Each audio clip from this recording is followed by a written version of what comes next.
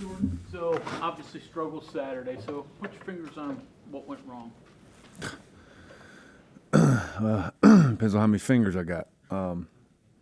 About everything that you could that couldn't go wrong. We went in with a really aggressive plan, and at the end of the day, we didn't. I don't say execution. It just they blocked us and made the plays, and we had the most pressure we've seen all year. And wanted to do that going in. I wouldn't change the plan anyway. I think you have to going into that environment against that team.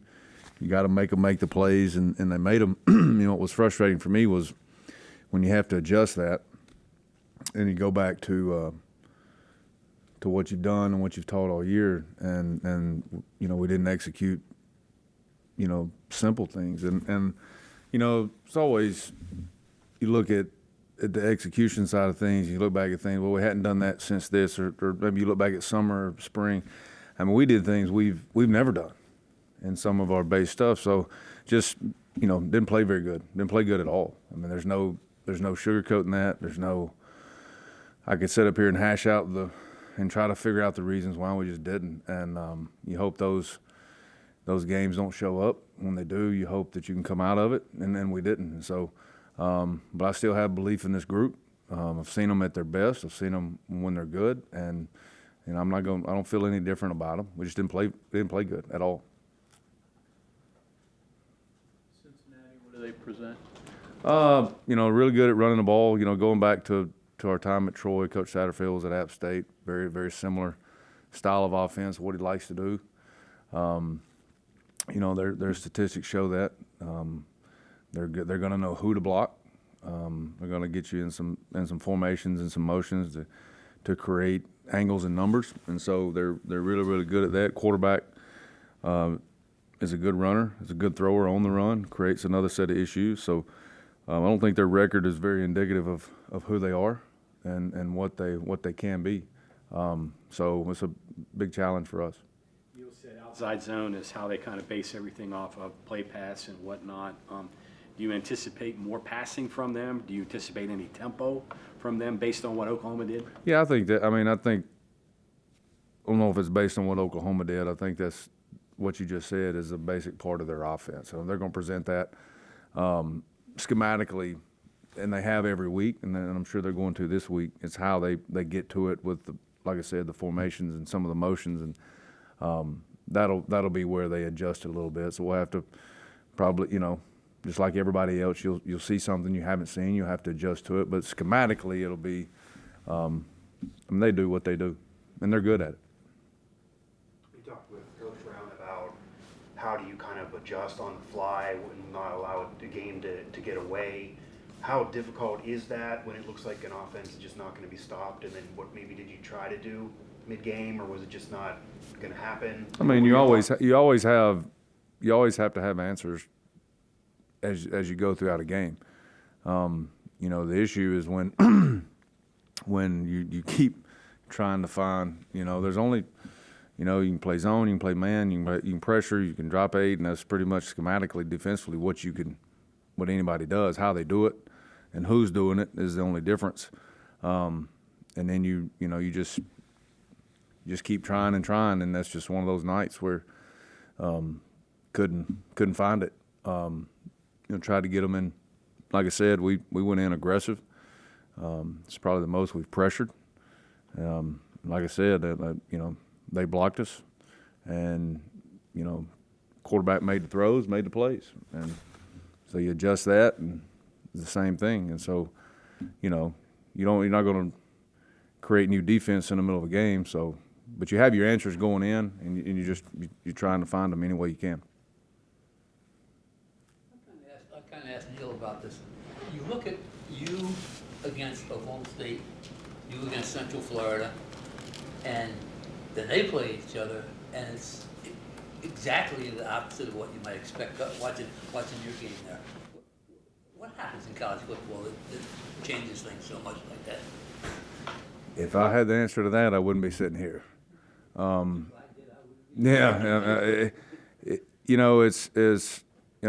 spoke of this last week a little bit with the environment of college football, and there's so much parity, and however you, honestly, outside of probably the top 5-10 teams in the country, and it's just a matter of from 18 to 22 years old, like how they're going to perform that day. I go back to last week. I thought defensively it was one of our better weeks of practice. I thought our preparation was good, but it doesn't matter till you get to kickoff and how you perform. And that game's a prime example of another opponent, and how that can change. And it's hot or cold, night and day, however you want to look at it. But like I said, if I had to answer to that one, I may be in this building, but it'd be in a different, in some kind of psychology role, so. Is it getting at all more difficult to kind of gauge how your team's going to play in your mind based on practice? Because you and Neil both have said you thought the practice was great this past week, and then the result was not. I mean, yeah, that's the only thing you got to go off of before kickoff. And it's and like I said earlier, it really catches you off guard when you have, or you feel that you have a good couple of days or a good week leading up to a game, and then the whole, when you see it, and usually you see it in pregame, just with the demeanor or however you gauge that. But Saturday, honestly I didn't know it till kickoff, and I was just, you're just kind of like, what is this? And you do everything that you can, whether it's on the sideline, adjust, set them down, talk to them. You do all the things you can to try to find the answers. And I think it's just one of those things. Like it shows up, and some of the and it really you go back when you watch the tape, and it's just some of the mistakes that you make, and the mistakes and simple things that you constantly work, and a ton of things like you see against our offense does. We've seen spring, summer, but at the end of the day, we have to go out there and perform, and we didn't, and so, but just got to be better. It just seems like the more difficult job these days is following success and wins. It seems like every time there's been issues or a crisis or a problem, you guys have rallied. But the hard part is when you're going through those periods when you're successful, right? Does that seem to be the issue? You could say that, and you could look at that same Oklahoma team and how they handle failure in the same way. It's the total opposite.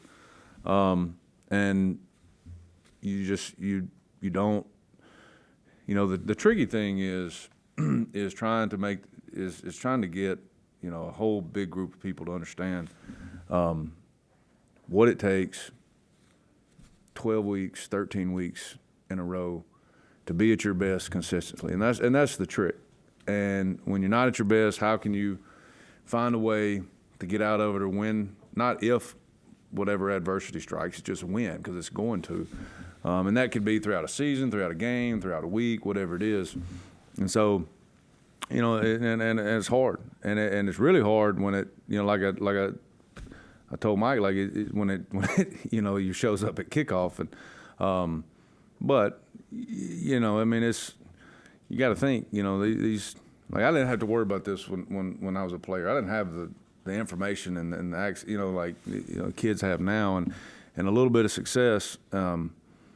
There's a lot they have to see, read, hear, all those things, and they have to be able to put all that aside, and it's really hard because it's constant. It's just constantly on them, being fed to them, whether it's social media. It never stops. It's like when I grew up, you watch SportsCenter highlights at 8 a.m. and that's all you got. And so, and I don't know if that's it. I'm just using that as an example. Well, it seemed like in the old days, you probably knew by Thursday whether you're going to have it or not. These days, you don't know up till game time. Yeah, exactly. So Tuesday, Wednesday practice, we're focused and we're doing the things we're supposed to do, and that shows up on Saturday. Yeah. Today doesn't always work that way. Right? I know. It's but again, when it does, you have to respond, and you have to find a way And that's, I mean, hell, I own it. Like, he's got his coaching, his leadership, it's the whole thing. When it, and if it happens Thursday, you got 48 hours to figure it out. If it happens Friday, you got 24 hours. If it happens at kickoff, you got about 59 minutes and 59 seconds to figure it out. And so, but at the end of the day, like, we're better than that. I know this group's better than that. We didn't play well, didn't play good. I mean, didn't do anything. There's nothing on that video. And our guys, they know that. They're not telling them anything they don't know, or telling anything to y'all that I hadn't told to them that we didn't talk about yesterday. But at the end of the day, that's why we come in here yesterday. It's flush, it's gone, and we have to look forward and be better and get better. Talked to Coach Brown about this briefly. Do you have any thoughts on the sequence kind of that almost unraveled with Wilson, and then the kind of looked like he almost was going to be targeted by one of their linemen who was kind of roughing him up and then got kicked out of the game, and just that sequence of events? Is the reason he got kicked out of the game. Did you say anything to Wilson though prior to that? Just his I part mean, of you the get him whole over there thing? and you calm him down. At the end of the day, like, kid throws a dart across the middle, and Anthony does exactly what he's coached to do, and that's dislodge ball from body. And how they feel about the kid getting hit,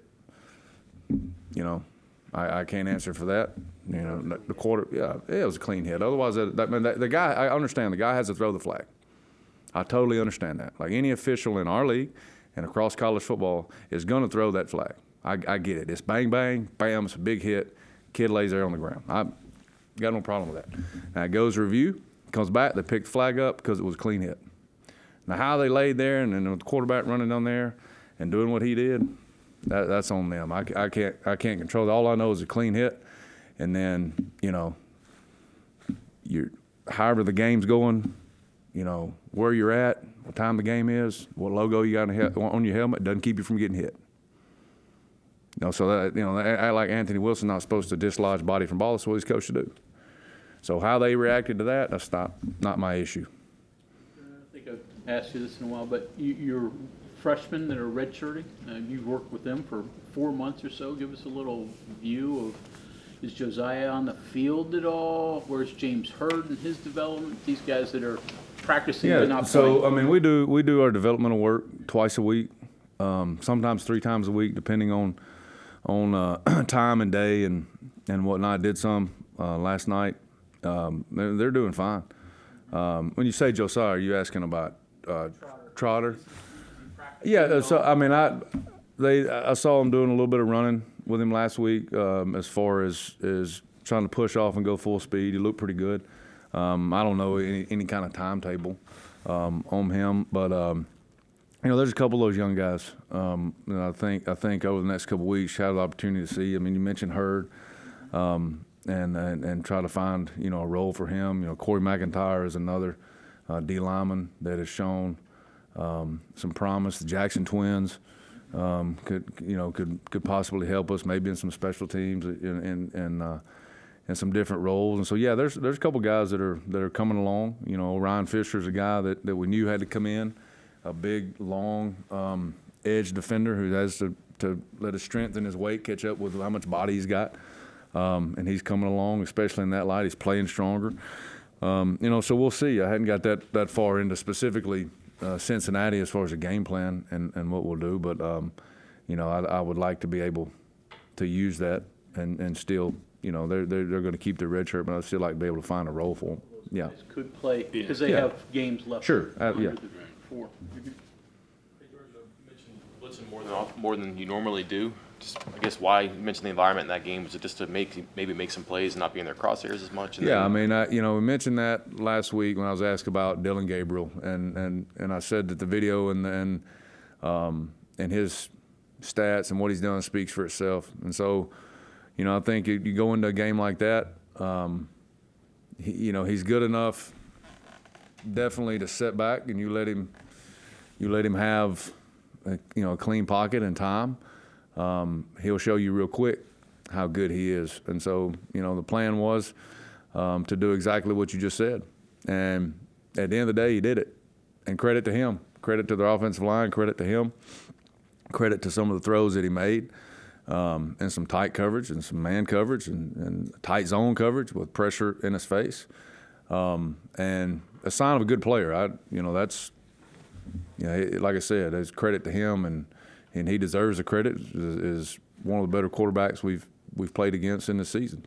I don't know if this is like hot stove stuff, and maybe you don't want to touch it again, but the two teams you're playing left, they've given up a number of sacks this year. You don't have to blitz to get sacks, but as the coordinator, you have to be careful with your players or even yourself about, maybe not going back to what didn't work Saturday. Doesn't mean it won't work the next two, but I don't know how you handle like the review and the. Well, I going mean, forward. Mike, it always depends on, there's two, y'all have heard me say this. So there's two ways to approach that, and you really saw both of them Saturday night. We go out, come out, the first play of the game is pressure, and affect the throw, and probably one of the very few ones that we did.